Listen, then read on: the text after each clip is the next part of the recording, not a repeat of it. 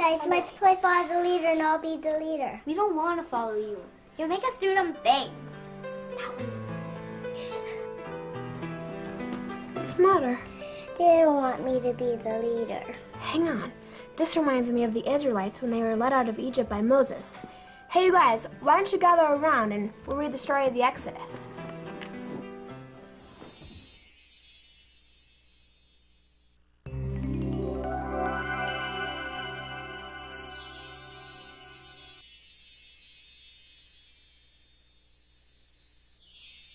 The Israelites were held in bondage in Egypt. That means that they were slaves of Pharaoh, which was Egypt's ruler. And as the Israelites grew in number, the Pharaoh ordered all Hebrew boy babies killed. Afraid for her son's life, one of the Hebrew mothers put her baby boy in a basket and sent him afloat on the Nile River, near the palace of Pharaoh. The Egyptian princess found the basket and took the infant to raise as her own. She called the baby Moses. Faster, you lazy dogs! Hey! Why do you rest, dog? Get to work!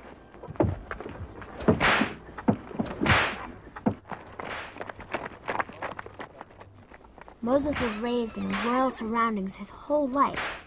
But when he reached manhood, he began to realize that the Egyptians were treating God's people badly.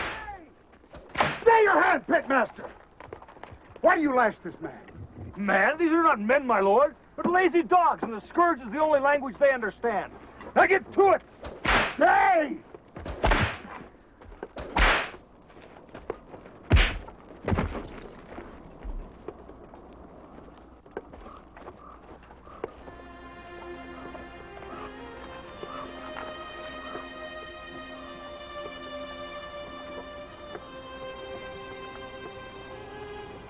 I meant not to kill you. Moses was afraid and knew that he had to leave Egypt. So he ran into the wilderness to a land called Midian. But why did Moses run away? Couldn't he have just told Pharaoh that it was an accident and that the Egyptian was being cruel to the Hebrew? Well, the Hebrews were slaves in Egypt, and so the Pharaoh didn't see a big problem with the slave master whipping them. And Moses knew that he was going to get in trouble for killing the Egyptian. Remember that the Hebrews loved God, and Pharaoh didn't, and so all the main king cared about was keeping the Hebrews as slaves, and it didn't much matter to him if they were whipped or not. The Pharaoh doesn't sound like a very nice man. He wasn't, and Moses would soon find out how mean the Pharaoh was. Moses met a man named Jethro, and he married Jethro's daughter. For 40 years, Moses lived a simple life of a shepherd. Then one day, a wonderful thing happened. Something that would change Moses' life and the lives of the Israelites for all time. I am the God of Abraham, Isaac, and Jacob. I have seen the misery of my people who are enslaved in Egypt. You, Moses, are going to go to Pharaoh and lead my people out of their bondage in Egypt. Who am I to lead the Israelites out of Egypt?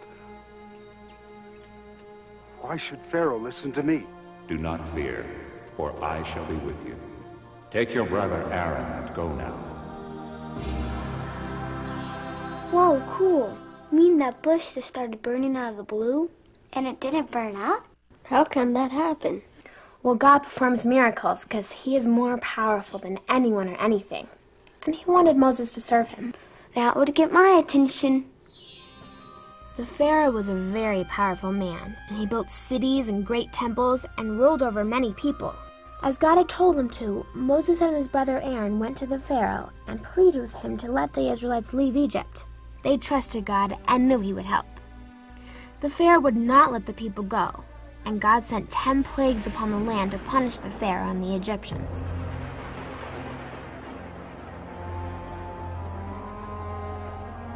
After each plague, Moses went to the Pharaoh and asked him again to release the Israelites. Each time, the Pharaoh said no. Do you know what the plagues were? I don't even know what a plague is. A plague is something bad that happens to somebody. The first plague that God caused was he turned all of the rivers and Egyptian water into blood. And then he caused millions of frogs to cover the land, and then lice. And then he had tons and tons of flies swarm over Egypt. Ew, yuck. After the flies, God caused all of the people and animals to have sores all over their body. Ooh. Yeah, and then came hail and fire, followed by swarms of grasshoppers. And then God caused darkness upon the land for 3 days. That's pretty amazing stuff, eh?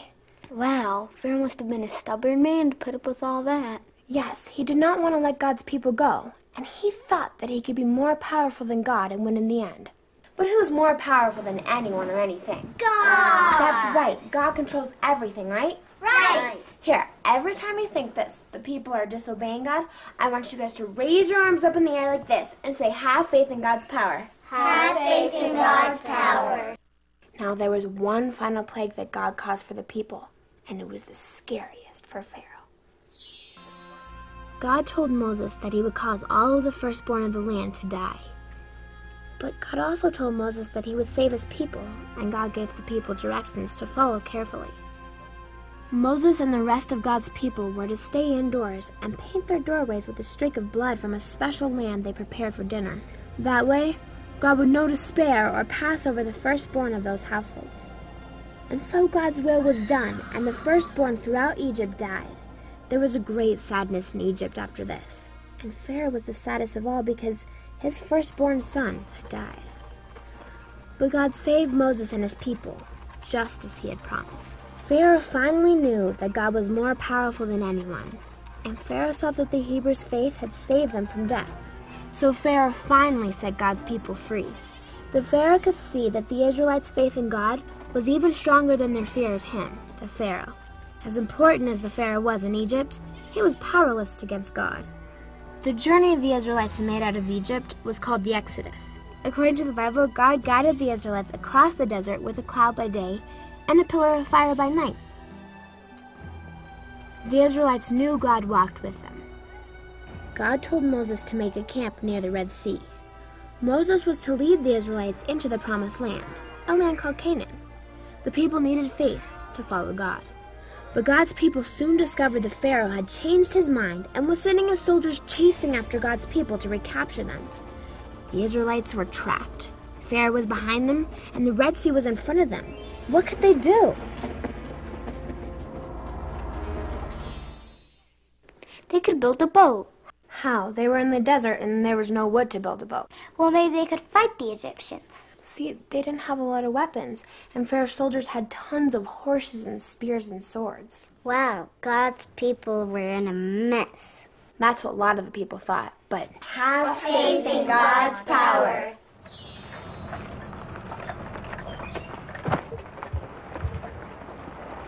The spies have returned from Ramses. Pharaoh resents our release now and sends his army to destroy us. We must put the sea between them and the people.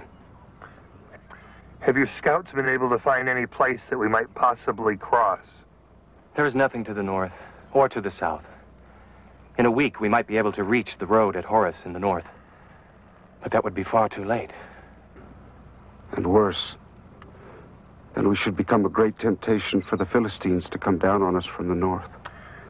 Can you place your men-at-arms between Pharaoh and the people? There is not enough time. Except for the inner guard, my soldiers are dispersed amongst the tribes, trying to make warriors out of brickmakers and farmers. If I could gather them all, we would not be able to stop Pharaoh's archers and chariots. What else do I see in your face, Joshua? There are troublemakers about, stirring up the tribes. There is danger within, as well as from the outside. God's people were afraid of Pharaoh, and they were angry with Moses for bringing them into the desert and what looked like certain death. The Egyptians were working us to death slowly. But now Moses has found a quicker way to kill us. Do all of us despise so much eating from Egyptian flesh pot that we now must fill our stomachs with sand? Listen to me. If we surrender peacefully, if we go back now, yes, we will be punished, but we will still be alive afterwards. Which do you prefer? A few lashes or an Egyptian spear in your chest? Does Moses think he can humble the mighty Pharaoh and still live? Let us tell Moses now.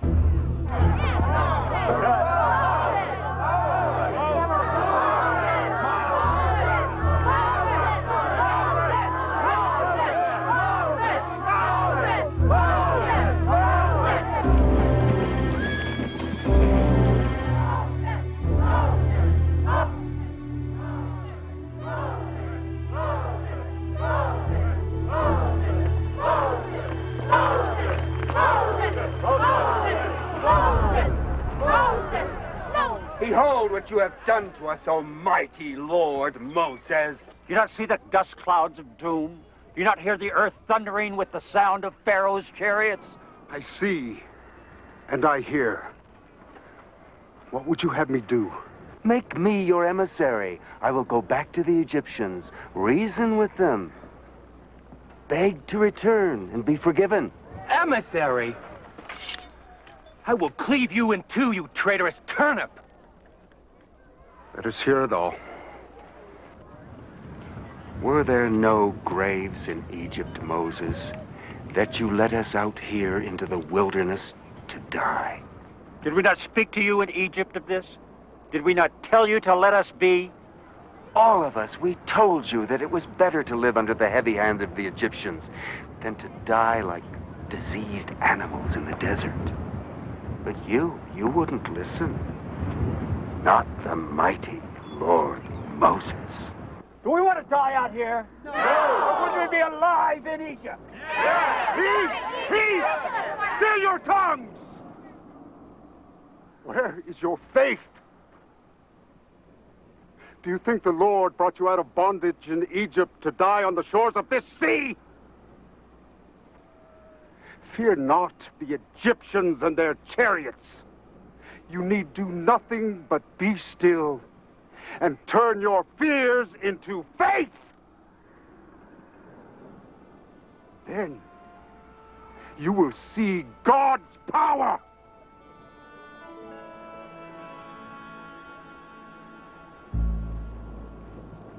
Moses knew he could trust God to help the people, but still the people were doubtful. They needed faith in God's power. Yes, faith is exactly what they needed, and Moses never lost his faith in God's power. At God's command, Moses raised his arms over the sea, and God sent a strong east wind. The wind drove back the waters to create a stretch of dry ground right through the sea, and the Israelites hurried safely across.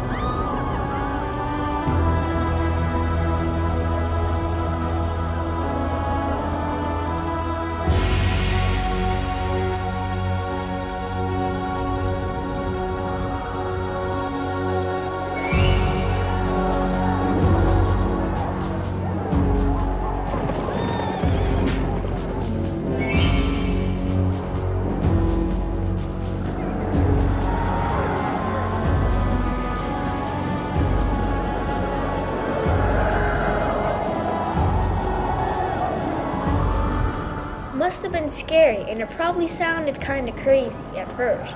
But Moses and the Israelites had faith. They knew that they would be safe if they followed God, right? Yes.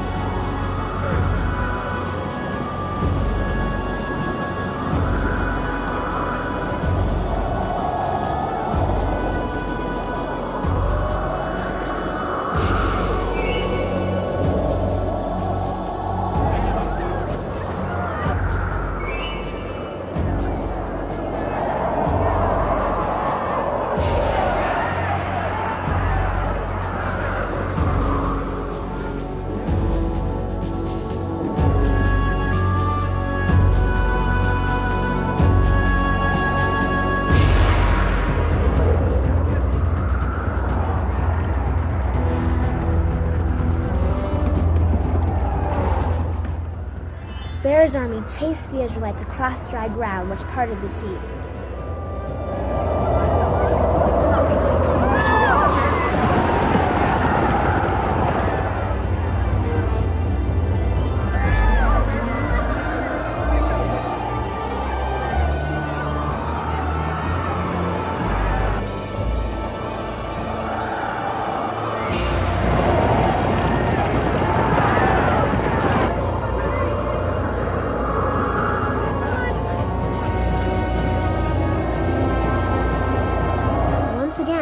God commanded Moses to raise his arms over the sea, and God sent a strong wind that blew the sea over Pharaoh and his soldiers.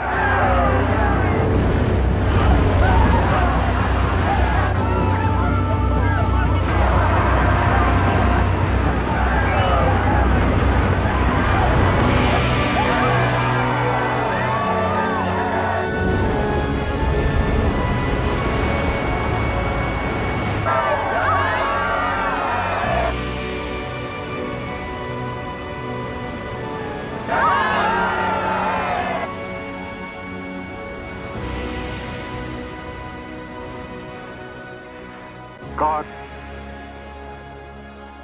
thy will be done. So what did you guys think of that story?